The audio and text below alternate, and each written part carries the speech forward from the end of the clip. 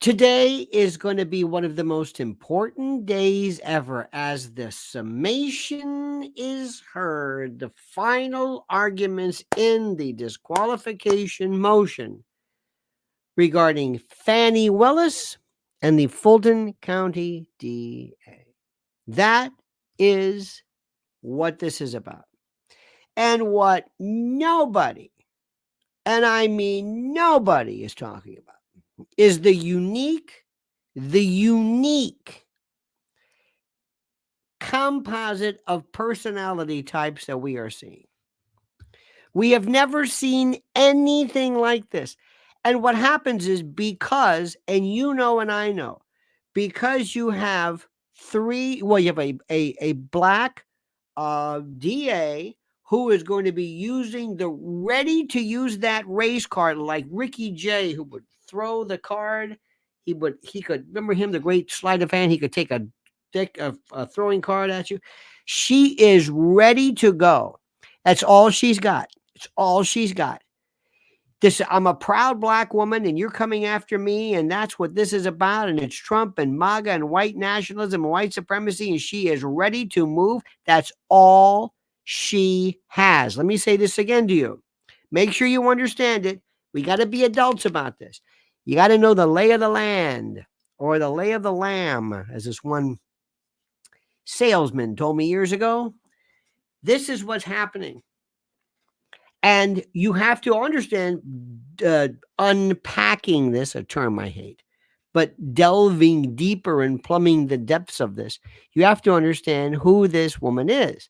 This is a woman who is absolutely, positively, without a doubt, unqualified for this, who was placed by virtue, like many people, not the only one, and not because of race or anything like that, but she is there because she is a Democrat, whatever, and she is basically unqualified, like many people throughout history. Incompetence knows no demographic. And what happens, and I want you to understand this today, and this is something maybe you can even tell your kids and maybe use as a tool, if you will, for the Jadrul tool. I want you to think about this. All of this could have been avoided had she just told the truth. She could have told the absolute truth. Fani, yes. Did you hire Nathan Wade because you were having sex with him? Yes. Is he qualified to be the assistant DA? No. Were you having a relationship with him shortly after 2019 when you met him at that municipal judges thing? Yes. Did he go over to your the apartment or the condo, whatever, that you were subleasing from Yurty? Yes. No need for all that cell honk stuff. Did you ever go on any trips with him? Yes. Did he pay for it? Yes. Did you reimburse him? No. Did you hire him? Did you put him on the Trump case so that you could basically, through kind of some unjust enrichment argument, basically use his money that actually Fulton County would be paying? And then no.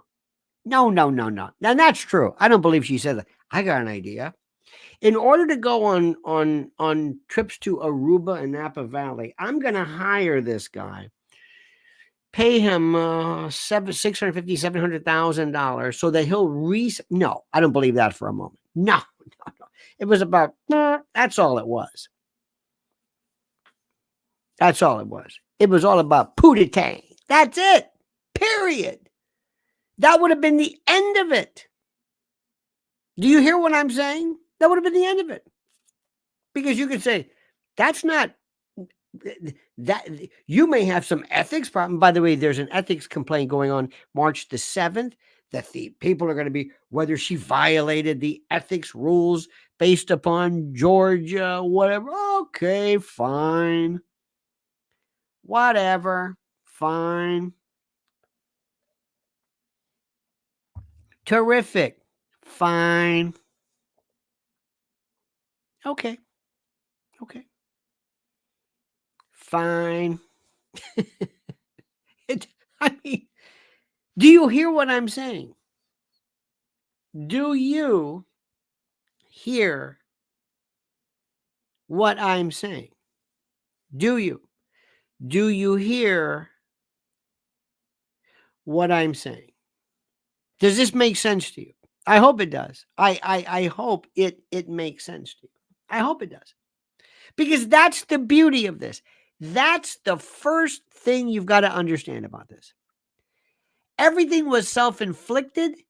These three idiots, I mean, morally compromised. If I'm telling you, if Fani Willis does not come out high on the psychopath spectrum, I would be. And not because she's a killer, that's what people think. It's the fact that she has no appreciation for consequence. She thinks she can talk her way out of everything. That's what this is about. That's the part. That's the critical part. It's the most incredible story. And let me say this again. If I were Fani Willis, I'm saying, or by representing her like Anna Cross, I would say, Judge McAfee, yeah, there's no evidence that Fani had any stake in this, benefited from this, had a financial interest in it. Nothing. Nothing. There's no evidence of any of this. Nothing. Nothing. It didn't matter to her whether Trump. No. There is nothing that prevents. In fact, Ashley Merchant and her husband are working together, right? I think they're married, they're lawyers. So what? Now, if Fani Willis were, let's say, stooping Sadow, Trump's lawyer, maybe that could be a disqualification, but it doesn't matter. Do you understand what I'm saying? It doesn't matter. She created this because she said, oh no, she did that tail, finger wagging, head shaking, talk to the hand. This kind of like this Karen, kind of a mean, nasty, arrogant, entitled, boorish. She just makes me sick. Because she's special. She's a princess. She just makes up complete crap. Totally makes it up. Talks about her and creates stories that send us down the path that normally wouldn't even be of any relevance. But you say, wait a minute, what? Whoa, what? Yeah, that's right. My father. Wait. You moved out of your home, wherever it is, and you moved to Hateville or whatever, in this condo, right? Because of what? Because I was getting all these threats. Threats from what? Threats from the Trump people? Well, just threats. So you let your father stay there? So let me get this straight. You moved, but your father stayed to keep an eye on things? And he didn't want to go out because he's worried about COVID. In 2019, there was no COVID. Her father anticipated. They worried about COVID. Oh yeah, when Nathan was laid up for the prostate cancer, couldn't, no lead in the pencil, kind of a deal. COVID. I mean, these people, and if you look at Fani Willis, and they're the pictures of health, aren't they? I mean, especially Terrence Bradley. I mean, they exude healthy lifestyles. And Fani, wine, I'm a gray goose. Okay, fine. But COVID, oh man, I am 18 karat COVID protected. And her father with this bullshit story, I'm sorry, about, well, you see, I always told my daughter, and see, Judge, it's a black thing to have cash. 20,000, 30,000 in cash. Where do you get this money from? Where'd this $8 million? What? 8 million? You're 50. How did this happen? Wait a minute. What? Did anybody think, excuse me, where you find disclosures? Don't people say, thank you very much? Excuse me, how much is, hey, Elon Musk, where'd you get this money from? I own Tesla, X, space. Oh, okay. Okay. That explains it. And then she goes to the black church, I think twice, right? Or at least once for sure. Oh, please. Do not sully. I understand. I'm not going to look. It's a free country. The separation of church and state has nothing that prohibits the church from recognizing the state. But she is such a phony. She is this self-entitled, arrogant, boorish, no class, harridan, termagant, virago, this mulkin, grimalkin, this shrew. She is the nastiest thing and just treats people like garbage. She's better than them. Don't ask me my question. I'm not going to answer you. Who in the hell do you think you are asking me anything? I'm Fani Willis, God damn it, and I'm going to do whatever I want. And stupid Nathan, and now he basically, she locked everybody into this. But here's the best one. This is the one that's so weird. Because normally you can diagram it. You can say, okay, here we go. This is on a dry erase board. This is Fani. DA. Fanny's going to lie to cover her ass, which I'll let that go. Anyway, she's going to cover her behind, right? CYA. That's her. Of course, she should have just, as I've said repeatedly, she could have just admitted this and nobody would have, nothing. This would be over with. She'd be on her way prosecuting Trump, okay? And do not think for a moment, ladies and gentlemen, that there's no evidence there. Do not think that all he did was pick up the phone and say, hey, can you find those votes for me? Yeah, there's more than that. I'm not suggesting he's guilty, but if you think that's all it is, if you no. There's something to this case. There is something, especially but one guy's going to flip. And don't forget, you got Jenna Ellis, you got Kraken Lady, and everybody else. They're flipping all over. I mean, they're ratting. And Jenna Ellis basically was crying, and she was all pissed off at Trump because this crew. Anyway, back to Fani. So I understand it. Wade's a schmuck. Nathan's a schmuck. He's a guy who walks around and says, you like my tailored suits? Love the suits. Not exactly courtroom material. You look like you're a country gentleman. You know what I'm saying? He looks like he's gonna be with Prince Charles on a fox hunt. But look, that's okay. Fine. He's there, and everything was like the way he would paint is like what?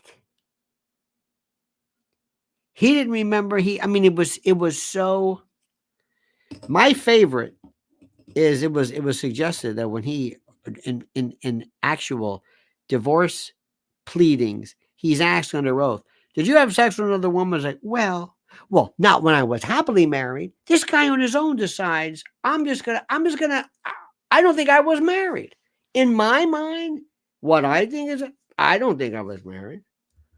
I don't think I was married. I don't think that's not the marriage I want. So when you ask me questions about me being married, I'm going to say no, because I wasn't really happily married. By the way, in 2015, according to him, Joycelyn put the tarros on him, cuckolded him. He's a cornuto. And, by the way, that's what this is in Italian and Sicilian versus the hook 'em horns and versus the malocchio, which is a different. Anyway, so but Terrence Bradley, let's get right to him. This is the guy that I can't figure out what the hell's going on. I can't imagine where this one goes. He was at one point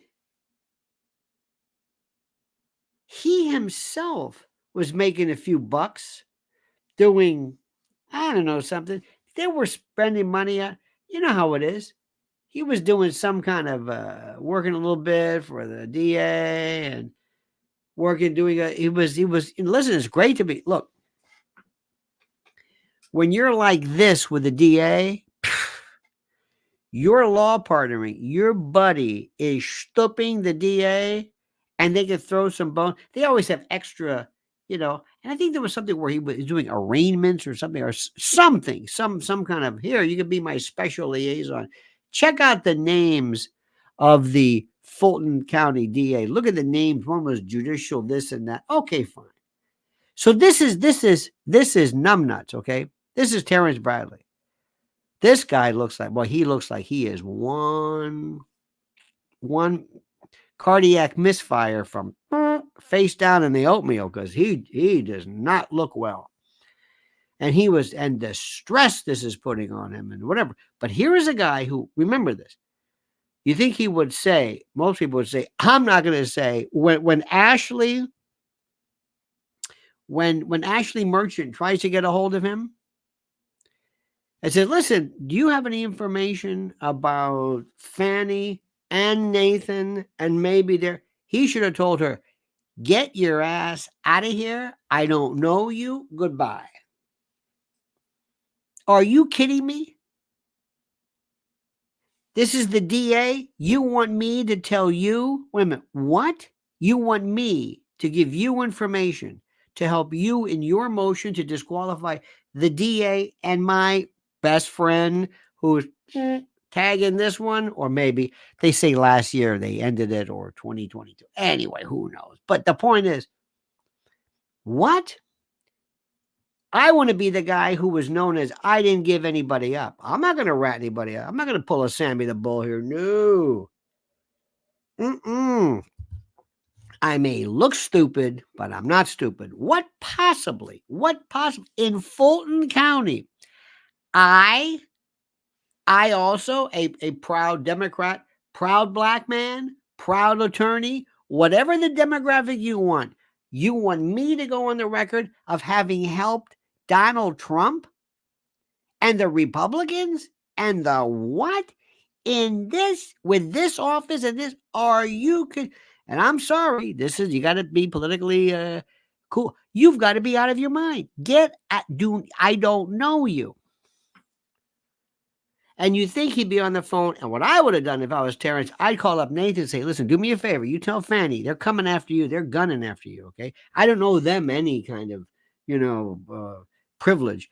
But they're asking me questions about your relationship, and I didn't tell them anything. So I'm just telling you, this is where they're going. This is what anybody else would have done. Why would you shoot yourself in the foot or other places? Why? What was the point of that? But no, not him. No. He's on the phone with her. He's got some axe to grind, I guess.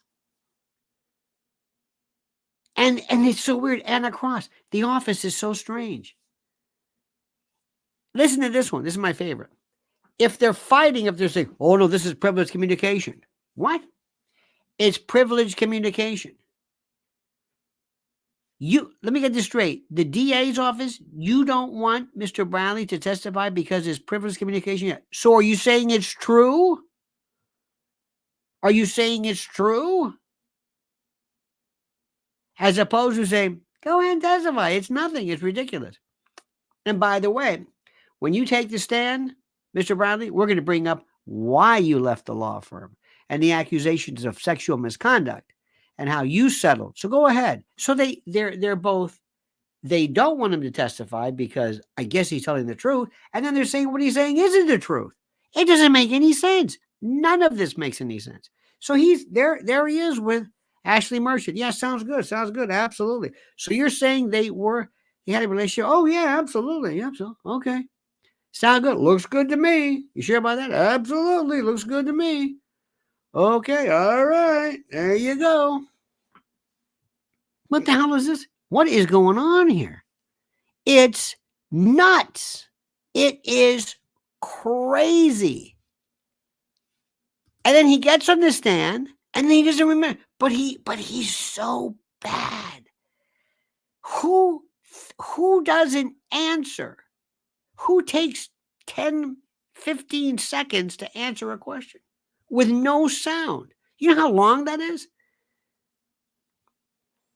Let me show you something. I'm going to give you an example, okay? Let me give you an example. Here's my watch, right? Here we go. Mr. Bradley, did you say they had a relationship before 2022? Is that what you're saying, Mr. Bradley?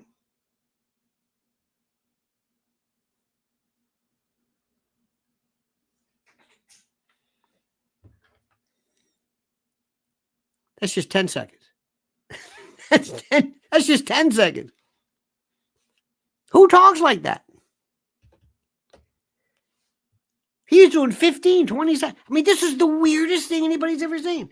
And Ashley Merchant says, excuse me, are you the same Terrence Bradley who was texting me? I've got these. What are you doing? What the hell's the matter with you? It's me, Ashley. Remember me? We're on the phone texting? Absolutely. And I was saying to you, hey, look, I don't know if this is a good idea. No, go ahead. Be brave. We're going to do it. In fact, talk to so-and-so. Talk to Yurdi. Talk about this. Ask about Florida. Ask about Napa. Whoa.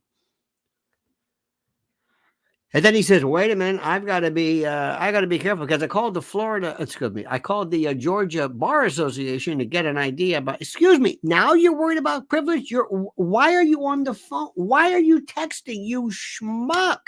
Why are you texting to the lawyer and Trump's lawyer, kind of in unison, say now, what? Hey now, say now. Why?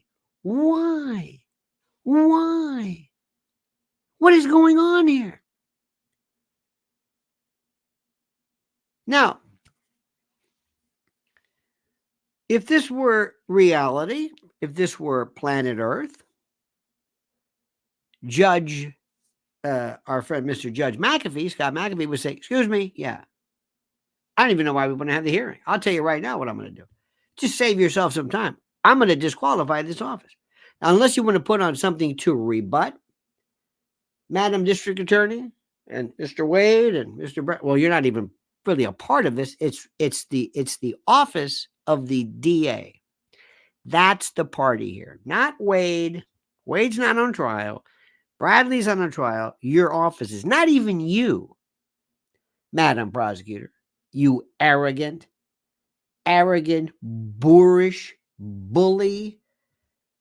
You self-entitled, know-it-all, arrogant queen of arrogant. You're not. It's your office. Unless you want to address that, I'll tell you right now.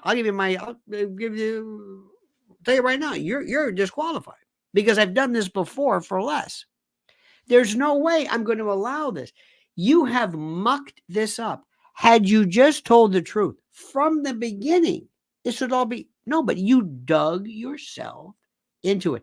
And Wade, remember when he said, I think I was there maybe 10 times?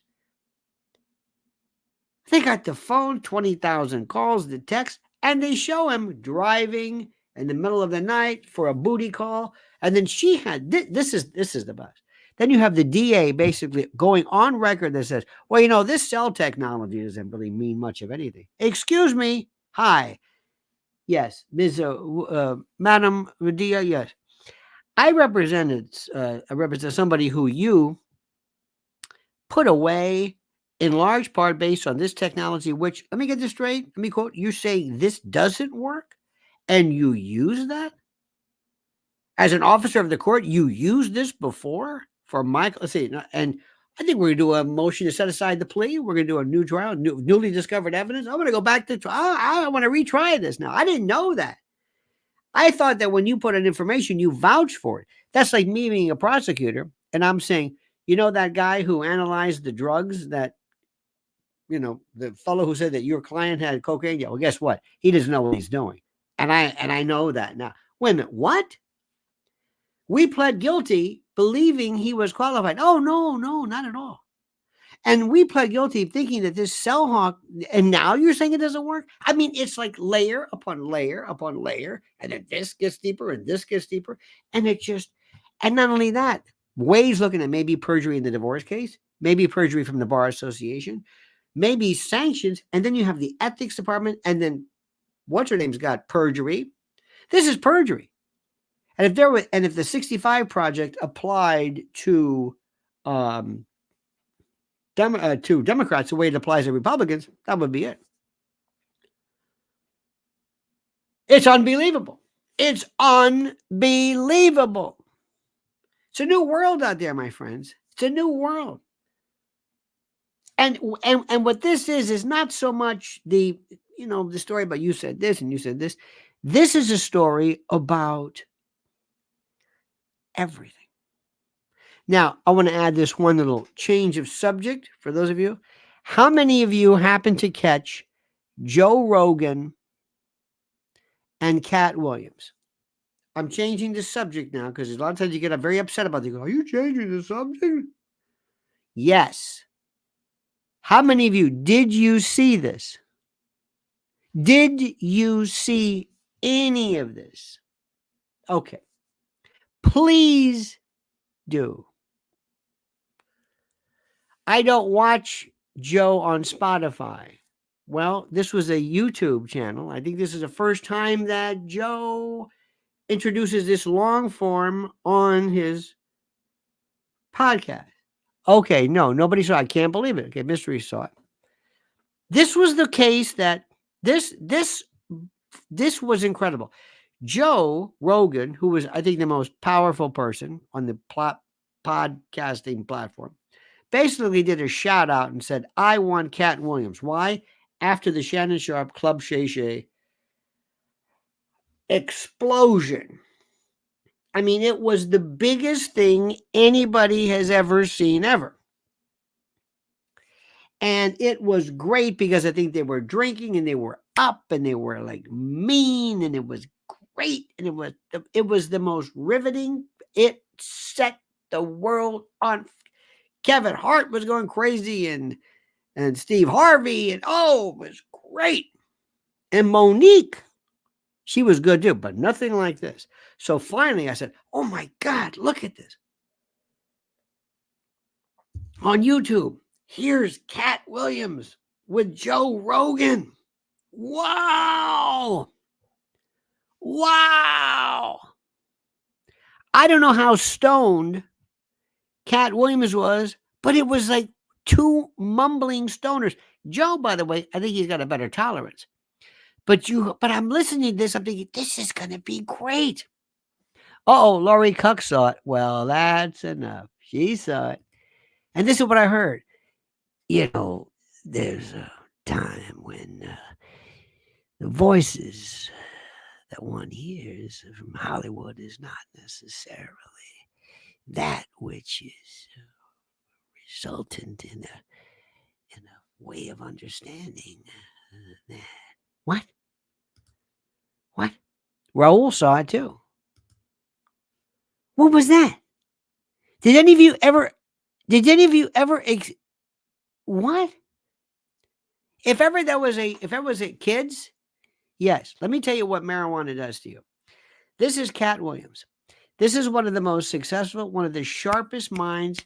Here he is on Shannon Sharpe, Club Shay Shay. Boom, boom, boom, boom, boom. About the rest.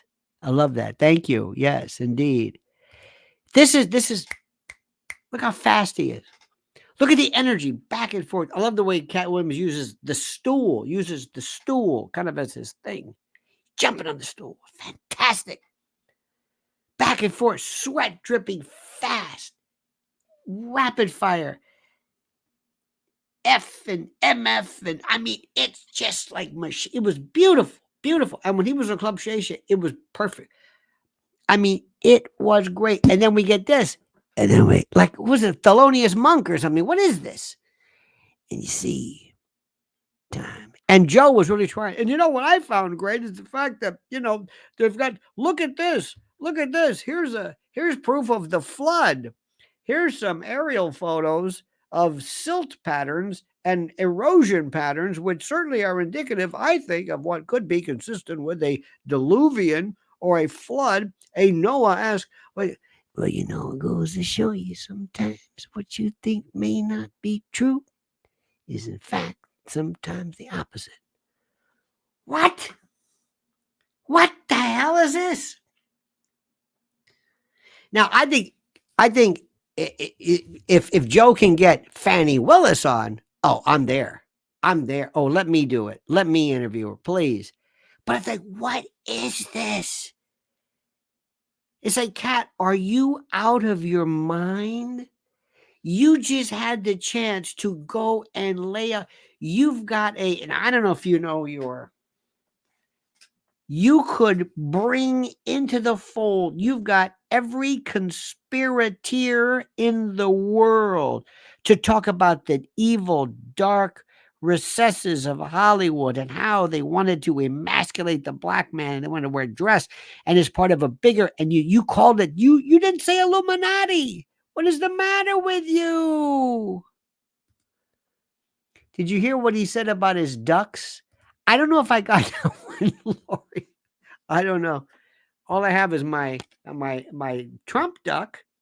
This one I have here. This is part of my collection for the museum. No idea. It was like, what is this? You schmuck. You could have had people say, I like this guy. He said Illuminati. It's like he didn't care. It's like, you're not. What are you doing? What are you doing? Dear God, I don't understand anything. I don't understand anything. I always thought when it comes to people and their career, they never let anything get in the way. You understand this? And this is a part of this. Oh my God. Let me explain something to you. Let me see if I can put something into perspective here. I always look to people to, number one, maintain their career and their image and their whatever it is, whether it's Fani, whether it's Wade, whether it's Katt. And this was a chance for him. Look at this. Raul says Katt should have done the show sober. Well, yeah. And let me explain something to you. This is, I don't know if it was weed or what, but I think Joe even said, hey, this is powerful stuff. And first of all, let me explain something to you. There comes a point, I think, when I don't know how old, I really don't know how old these people are. See, and by the way, I think Joe is 56 years old. Okay. And Katt Williams he's 52. So you got two 50-year-old guys here who are talking about getting stoned. Now, I don't want to go into detail. I don't want to tell you about my own particular research in terms of what I've read and what I know about this. But here is the thing. When you spend more time enjoying the fact that you're stoned versus explaining, it's a different story. Okay. Lori says, I wish Katt was like on Larry King's show. Yes. He was wonderful. Correct. When he was on Larry King, he was terrific. He was interesting. That showed a depth. See, he didn't have, this was his chance. They were, I'll bet you Steve Harvey. I'll bet you have Kevin Hart. I'll bet you, who else? Oh God, who's the other big macher? Anyway, I bet you they were laughing their ass off. They're saying this was it because you're in that audience. If you're going to go on that AM morning show in Atlanta, some urban hip hop station, you're going to be different than you are if you're going to be on Meet the Press. This makes sense. Doesn't it make sense to you? Doesn't it make sense? I can't believe this. I am so disappointed. Somebody who profoundly, he was at the height. He had this audience, and Joe was trying. You got to handle. Joe did his best. Joe was saying, I'm going to do he was doing everything in his power to say that, come on, to bring him back and to talk about how cool things are. And you could hear there was like a nervousness. And I think that Joe was so profoundly surprised at how boring or how stoned. And let me tell you something, my friends. I've got news for you. Remember something. I know you're not going to listen to me, but trust me when I tell you this. Drugs do not create an opening into the portals of your imagination. Drugs create the perception that you've opened up the portals of your imagination. Certain drugs give you the feeling that what you're saying is of such incredible import and impact. You just realize, my God, I understand, I see, I believe. Okay, you understand it? This is the thing which is the most important. This is the critical part. It creates this. Let me also say something, and I want you to listen. And I want you to listen to me and listen good, okay? And you can turn me off if you're not going to like what I'm going to say. I have absolutely no belief whatsoever that these drugs should be made illegal, that people should face, jail or whatever. I understand that. And as we talk about and look at Joe Biden and his brain and everything like that, okay, fine. But let me explain something to you very, very carefully, very, very clearly. I'm telling you this. I am telling you that when you use powerful, heavy THC laden drugs, smoke, whatever it is, either ingestibles or whatever, and your brain is going, it is not necessarily elastic where it returns to normal. You are not going to be able to do that on a regular basis and not have it affect you permanently. And when you get older, dear friends, when you get older, please, Katt and Joe, when your friends start to go like, "Ooh, you're making fun of Biden," you're going to ask yourself, how much does remembering a joke means? How much does remembering names mean to you? How much? When you're in that position and you feel like, I'm not really, things aren't, you're going to wish I should not have perhaps maybe accelerated the deterioration of my brain, because even though it was seemingly fun at the time. Laurie says, only stoned people think stoned people are profound. Could not have said it better myself. Raul says, especially under the influence of cocaine. Well, thank God that wasn't the case there. That would have been horrible. Let me just explain something to you. And I mean this. And I'm not, if you really want to access your brain, you've got to make sure your brain is intact before you access it. There's not this clogged vessel that you can clear out. You know what I mean? Like a Bezor, like some hairball that you can pass. And then, whoa, there's the portal to, hey, man, this is great. No, that's what you think. But this, I was so profoundly, now, the good news is that, of course, America has the attention span of a banana forgets because, of course, it's stoned. Number two, that doesn't really matter. Number three, it showed you that long form, I'm surprised it could go that long, being that beat the out the whole time. But I thought this is going to be one of those moments of kind of a anti-drug message. I want you to go back and I want you to recognize the fact this is very important, very, very critical, my friends. Very, very, very, very critical. I want you to listen to me that this stuff is serious business. Okay. And don't think for a moment, and I mean this, that people who come along with this and advocate this kind of jazz. Okay. Now, some other stuff. Next subject, right? Next subject. Are you seeing the fires that are happening in Texas? Does anybody believe that the proliferation of fires in the past 10 years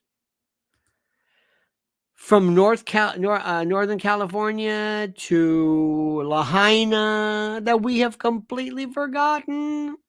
Completely forgotten. Why? Because people are stoned. They have no memory. Do you think for a moment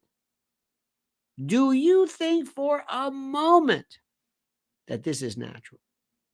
Do you think for a moment that any of this is remotely normal? Any of you? Now, I know this.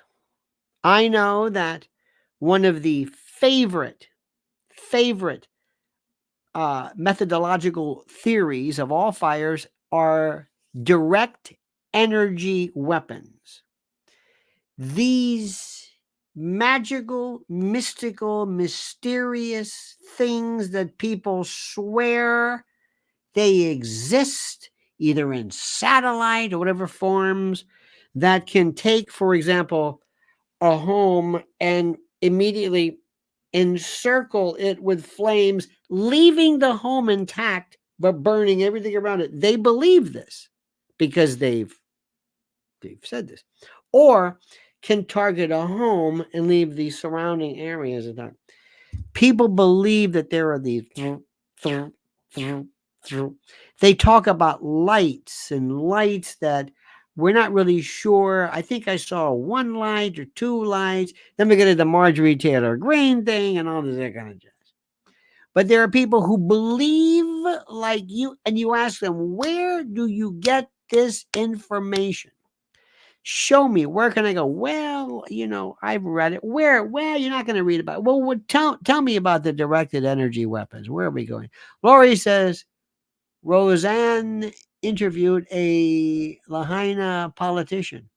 I love your Lahona politician. I like that. That's called cuck speak. It's like Orwellian. Now, there's a lot of stuff that's very funny, very interesting, very about Lahaina, very about which one. But all you have to do is say, just wait 5 minutes. Why? Just wait. What do you mean? Listen, we're going to go burn this area. Why? Just wait. Why? They're going to find out. No. They're going to release the directed energy weapon crew. They're going to completely derail it. Watch. What do you mean? Whenever we burn something, this is me in a kind of a imaginary conversation. Whenever we burn something deliberately, these people come out of the woodwork and they just swear to God, there's these things called directed energy weapon from 9/11. They don't really know. They can't explain it, but it sounds good. And it's this blue light or something. And they swear they got pictures of it. They swear, hey, that was weird. And somehow once the fire starts, it doesn't say, oh my God, what happened? Hey, remember that fire or that house we were trying to save? Yeah. Well, it burned down. Why? Because we burned everything around it and it came in. Oh, that's right. Now, if we could send asbestos in a wave or ray, that might be something. So anyway, believe me, I've heard this stuff. I've heard this, and there are these, and what are you going to do? I mean, there's this. Whenever you talk about 9/11, well, there's that Russian who said there was nuclear weapons underneath. Remember that guy? How about the KGB agent? Remember him who I think died from cirrhosis or maybe, I don't know. But there are these themes. There are these themes. Did you hear the latest? George Soros is buying all kinds of radio stations. God, if he can save the AM band, God bless him. Good luck with you. Good luck. He wants to make a bunch of talk show hosts. I think he's buying a lot of Spanish. Okay, good. That's good. Couldn't hurt, because talk radio people will swear talk radio is the biggest, best function. Anyway, that's enough. And finally, let me throw this one at you. You're going to love this story. Obesity overtakes hunger as the biggest threat to world health. $1 billion in weight battle. Drugs won't solve the problem, the World Health Organization warns.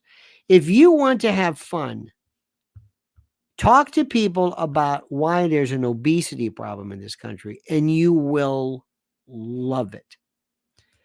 Love it. Lori says she said she got an email 3 months prior to fires talking about chemicals over Lahaina. I'm sure she did. Oh, by the way, this is our friend. Listen to our friend Dane Wigington from geoengineeringwatch.org. There's all kinds of stuff. You know what's going to happen with this story, Larry? Nothing. You think anybody's going to follow up on this? Nope. But when it comes to obesity, let me tell you what happens. People will say this. When we were kids, we were playing all the time. We were always riding our bikes, climbing trees, and running around. That's the problem today. Kids they're too sedentary. They sit around on their machines and they say the same thing. They always imagine that when they were kids, they were always running. They're always running. It's a little bit more complicated than that. Ozempic and Wegovy. Is it Wegovy? Yeah. That is going to be the story, especially when people are on TV claiming, hey, here's this healthy eating franchise, Weight Watchers or whatever. Use them. And then they're using, Ozempic. Watch what happens with that one. Because let me explain to you something. Obesity to most Americans is something that's a cosmetic thing. It's not healthy or unhealthy. They really stopped smoking. To their credit, they really stopped smoking, which is terrific. But when it comes to other things, not